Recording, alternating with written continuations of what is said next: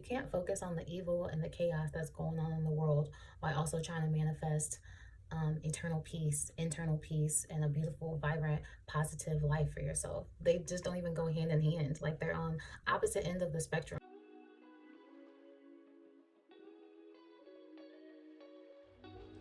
Hey beauties, and welcome back to my channel. I hope you all have been taking very good care of yourselves lately. Today's video, I wanted to share with you guys a few things that I've been doing just to keep myself in high spirits and keep my vibrations high. I know there's been a lot of things going on in the news lately, a lot of things going on in the world. It just seems very chaotic and a high stressful time right now. And in my personal opinion, this is a time period where it's most important that we stay grounded and stay level-headed and just keep our spiritual armor in place and in high guards right now, because we definitely need it. So the first thing that I make sure that I'm doing on a daily basis is I'm staying tapped in with spirit. So if you do not have a spiritual practice in place, like for instance, you pray, you have a spiritual practice that you do that keeps you in alignment and keeps you connected with spirit. I actually do my spiritual practice 3 times a day now, because I'm just seeing how much more it is important for me to stay connected and stay tuned in, tapped in, and turned on, because there's just so much going on. And honestly, there's so much going on right now that's attacking us spiritually and attacking our mindsets, that it's just, it's necessary that I do this. It's necessary for me to maintain my mental sanity, as well as, like I said, the spiritual balance that I need in my life to keep me happy and positive and not focused on the wrong things. I have to keep a spiritual practice in play at all times. So like I said, I'm up to 3 times per day now.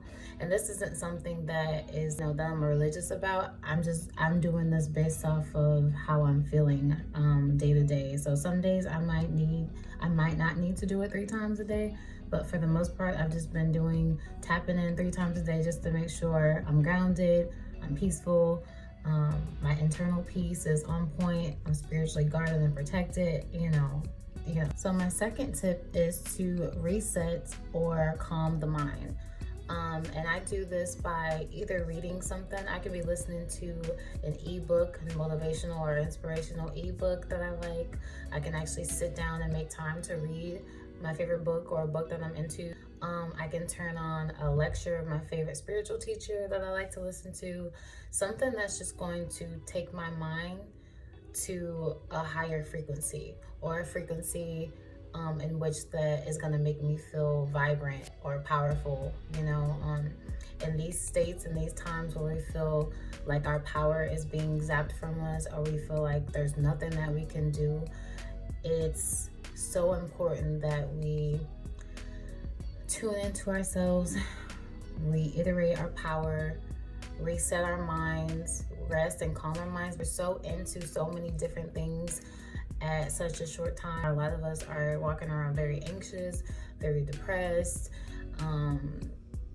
just have all these different ailments that we really could do without, by just resetting our minds, calming our minds, taking a step back from social media, taking a step back from friends, family, whoever it is, and just resetting self, like just sitting with self, being peaceful for a moment, bringing yourself back to the awareness of what's important. Bring yourself back to your breath, bring yourself back to life, like real life things, like your breath and your state of mind and your eternal peace, your internal peace, the things that are most important to you. My next tip is to get the body moving in some type of way. So whether that is going outside to take a walk, playing with the kids at the park, anything to get the body moving and get the body active. When you start moving your body and getting your body active, it releases endorphins, which are feel-good hormones that make your body, your mind, that in turn make your body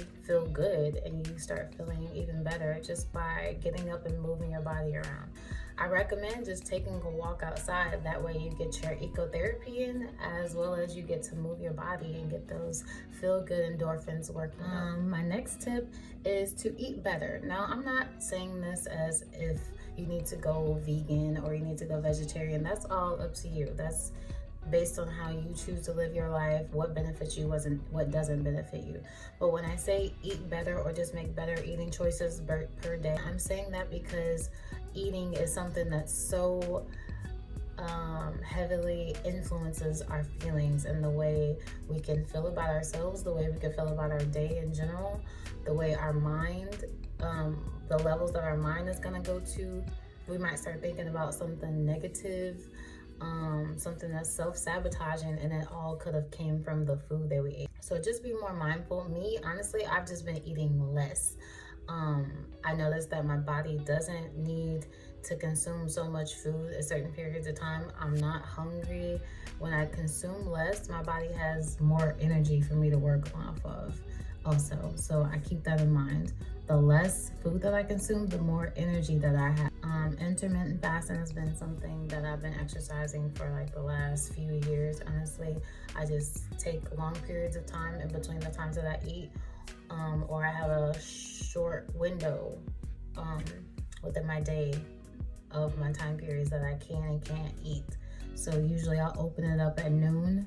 From noon to 7 p.m. I have that whole window of 7 hours that I have in which I can eat within those hours. After that 7 o'clock time period, I can no longer eat after that. I can only allow myself to drink water, or if I'm really hungry, I'll allow myself to eat fruits if I'm still, just really hungry after 7 o'clock, which isn't really the case. My body kind of shuts down after the sun goes down, and it's not really asking for food. So yeah, I monitor what I consume because I have noticed a lot lately that when I consume food, especially if it's not living foods, that it doesn't give me any vibrant energy whatsoever. It honestly does the opposite. It drains me of my energy, and I take so much of my energy trying to consume and break down these foods that are so hard for my body to break down. So it just doesn't make any sense. My last tip is to watch what you consume with all of your senses. And what I mean by that is watch what you watch what you eat, watch what you listen to, watch what you touch. You watch what you consume with all of your senses. So something that you are listening to, or music that you're listening to, it could be causing you to feel on a lower state of vibration. What you're eating could also be causing you to be at a lower state of vibration. It could also be causing you to feel negative or unfulfilling, unempowering thoughts and feelings. What you watch can also attribute to. I'm not a person that's big on watching the news, but back when I did watch the news, I remember like every time that I would watch the news, I would hear the first 15 minutes of all these sad stories that I couldn't do anything about. I'm really just consuming these things for what reason? It's not making me feel any better. There's nothing that I can do about it. So what is my point of watching 15 minutes of sad news stories about something that I can do nothing about?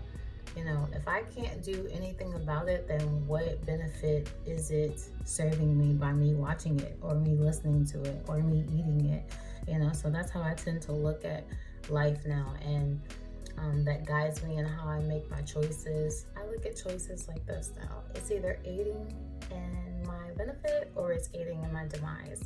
Don't be too hard on yourself.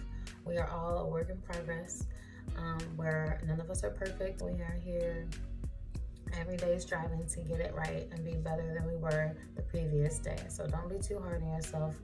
Don't compare yourself to anyone. Just focus on your journey at mastering yourself, finding the goddess, finding the divine goddess within yourself, mastering yourself, having mastery over your life.